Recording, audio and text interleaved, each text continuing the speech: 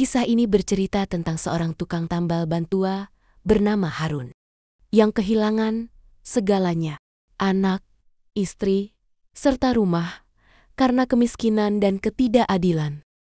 Tapi dari reruntuhan hidupnya, tumbuh sebuah taman kecil, tempat kenangan tetap hidup dan harapan tak pernah benar-benar padam. Di kampung pinggiran Jakarta, yang tak pernah masuk dalam peta pariwisata, berdirilah rumah reot di atas bantaran kali, atap seng berkarat, memantulkan matahari siang, dan bau got bercampur lumpur menjadi aroma tetap kehidupan. Di sanalah Harun tinggal, bukan sebagai warga, melainkan sebagai perpanjangan dari tanah yang tak pernah diakui pemerintah. Harun bukan pemalas. Ia bekerja sebagai tukang tambal ban selama lebih dari 2 dekade. Dengan tangan penuh tambalan lem dan debu aspal, ia menyekolahkan anak sematawayangnya, Intan, hingga kelas 5 SD, bersama istrinya, Sumarni. Ia menjalani hidup dengan sederhana, tapi utuh. Setiap pagi, suara ayam kampung dan azan subuh bersahut-sahutan. Sumarni menanak nasi di tungku tanah. Harun menyiapkan peralatan tambalnya, dan Intan dengan rambut dikepang 2 dan tas sekolah robek berjalan cepat ke sekolah. Tak ada listrik, tak ada televisi, tapi ada kebahagiaan kecil yang tumbuh diam-diam. Tahun 2005 kawasan itu mulai dikepung pembangunan. Apartemen mewah menjulang di kejauhan. Truk-truk proyek datang dan pergi. Rumah-rumah warga mulai digusur dengan alasan penertiban lahan liar. Tapi Harun bertahan. Ia percaya kampungnya adalah rumah, bukan lahan kosong. Namun perlahan, semuanya berubah.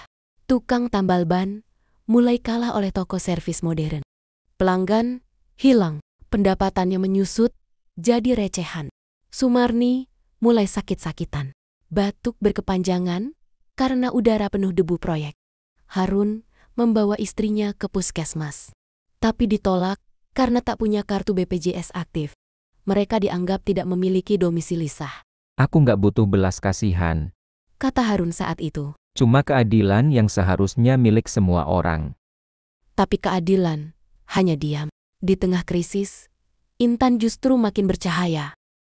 Ia juara kelas, pandai menulis puisi, dan punya cita-cita jadi guru. Ia berkata pada bapaknya suatu malam, "Kalau aku besar, aku mau bangun sekolah, biar anak lainnya nggak perlu takut miskin untuk belajar." Harun tertawa pelan, lalu menepuk kepala anaknya. Dalam diam, ia berjanji akan apapun demi impian Intan. Tapi hidup adalah musuh licik yang tak pernah memberitahu kapan ia akan menikam. Februari tahun 2007, banjir besar melanda Jakarta. Air naik hingga atap rumah. Harun memanggul Intan yang saat itu sudah demam tinggi, mencari tempat yang tinggi untuk berlindung. Mereka menunggu bantuan di atap selama 2 malam. Intan menggigil. Sumarni menjerit minta tolong. Tapi bantuan tak pernah datang. Perahu penyelamat lewat tanpa berhenti. Mereka bukan prioritas. Mereka bukan siapa-siapa. Intan meninggal pagi hari dengan mata masih terbuka menghadap langit abu-abu. Sumarni memeluk jasad anaknya sampai tubuhnya sendiri kehilangan kesadaran. Ia meninggal 2 minggu kemudian karena infeksi paru-paru. Dalam sebulan, Harun kehilangan segalanya. Rumah, istri, anak, dan identitas. Beberapa tahun kemudian, Harun mulai berjalan tanpa arah.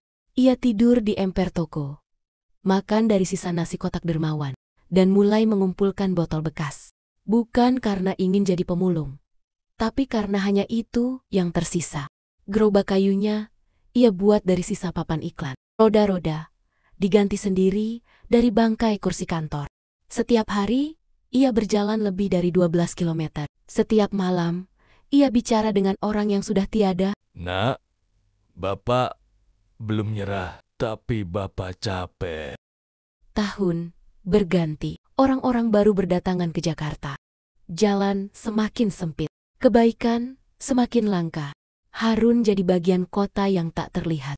Di sekitar SDS Alemba, Harun sering duduk diam di bangku semen. Ia suka mendengar suara tawa anak-anak sekolah. Kadang, ia membeli permen dari uang recehnya dan membagikannya diam-diam. Anak-anak memanggilnya Kakek Harun. Disitulah seorang guru muda bernama Bu Hana mengenalnya. Wanita itu tak langsung percaya. Ia menyangka Harun orang gila. Tapi setelah mendengar kisah hidupnya selama berbulan-bulan, Hana tersentuh. Ia mulai membawakan makanan, lalu membentuk komunitas kecil bersama murid dan guru. Mereka menggalang dana, memperbaiki gerobak Harun, memberikan tempat tidur sementara di ruang gudang sekolah. Dan kemudian, mereka mewujudkan impian kecil Harun.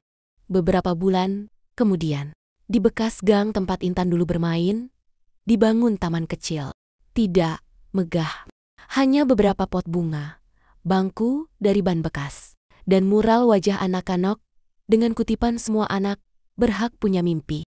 Di ujung taman, dipasang papan kayu. Taman Intan, harapan. Untuk anak-anak yang hidup dalam gelap, tapi tetap mencari cahaya. Saat taman itu diresmikan, Harun berdiri terpaku. Matanya basah, dan tangannya gemetar. Di sanalah, ia merasa hidupnya yang selama ini dianggap hina, kotor, dan tidak berguna. Akhirnya, punya arti. Harun kini sudah tua. Langkahnya lambat, punggungnya membungkuk. Tapi setiap minggu, ia menyapu taman, menyiram bunga, menyambut anak-anak yang bermain. Sesekali, ia menceritakan kisah Intan. Kamu tahu, kenapa bunga bisa tumbuh di tempat kotor? Katanya pada anak kecil yang mendengarnya. Kenapa, Kek? Karena mereka nggak nunggu tempat yang sempurna buat hidup. Di malam hari, hujan masih turun. Jakarta masih sibuk. Dunia masih kejam. Tapi di satu gang kecil, seorang lelaki tua menjaga taman harapan. Karena cinta tak butuh alasan untuk bertahan. Dan Harun adalah cinta itu sendiri. Tidak semua kisah orang miskin berakhir bahagia. Tidak semua luka bisa ditambal uang. Tapi kisah Harun mengajarkan kita satu hal.